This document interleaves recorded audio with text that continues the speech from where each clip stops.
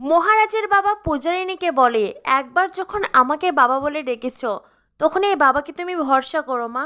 মহারাজকে না দু চারটে কথায় ব্যাখ্যা করা আমার পক্ষে অসম্ভব। মহারাজ আর চার পাঁচটা ছেলের মতন নয়, ও সম্পূর্ণ আলাদা। তুমি একটু সময় নাও মা, একটু ধৈর্য ধরো, আমার কথা তুমি শোনো। তুমি যখন মহারাজকে বুঝতে পারবে, দেখবে এই পৃথিবীতে তোমাদের চাইতে সুখী আর কেউ হবে না। তুমি মহারাজের মতন ছেলে আর দুটি খুঁজে পাবে না, আমি তোমাকে হলফ করে বলতে পারি। তাই বলছি মা, তুমি একদম মনমরা হয়ে থাকবে না। আজ বড্ড ভালো দিন, তুমি নিজের বাড়িতে এসেছো, তুমি ফ্রেশ হয়ে রেস্ট নাও, আমি বরং আসছি। এই বলে মহারাজের বাবা ঘর থেকে চলে যান।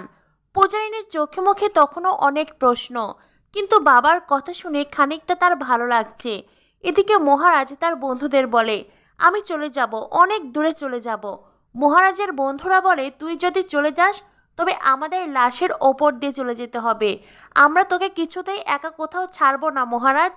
মহারাজ বলে, আমি যে অবস্থায় আছি না, এখন যদি কেউ মরে যায় বা আমি নিজেও মরে যাই, তাতে আমার কিচ্ছু যায় আসে না। আর আমি জানি আমি মরলে আমার মায়েরও কোনো কিচ্ছু যায় আসবে না। এদিকে আগামী এপিসোডে দেখানো হয় মহারাজ বাড়িতে ফিরে এসেছে। আর বাড়িতে ফিরেই মহারাজ নিজের ট্রফি, নিজের সমস্ত জীবনের অর্জিত সম্মান সব কিছুই ফেলে দিচ্ছে। তখনই পূজারিনী এসে বলে, এ কী করছেন আপনি? মহারাজ বলে, জঞ্জাল পরিষ্কার করছি। এই বলে বড় একটি ট্রফি তুলে মহারাজ ছুঁড়ে ফেলে দিতে চায়। তখনই পূজারিনী সেই ট্রফি ধরে ফেলে। ট্রফির ওপরে লেখা ঋগ্বেদ মুখার্জি। পূজারিনী মহারাজকে বলে, কে এই ঋগ্বেদ মুখার্জি? মহারাজ কোনো উত্তর দেয় না। তখনই মহারাজের মা আসেন আর মহারাজ ঘর থেকে বেরিয়ে যায়। পূজারিনী মহারাজের মাকে বলে, এই ঋগ্বেদ মুখার্জি কে?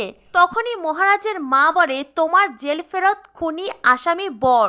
এই বলে ট্রফি তুলে আছাড় দেয় আর ঘর থেকে বেরিয়ে যায়। পূজারিনী তখন মনে মনে ভাবে, যার সাথে আমার বিয়ে হয়েছে সে আসলে কে, আমাকে জানতেই হবে।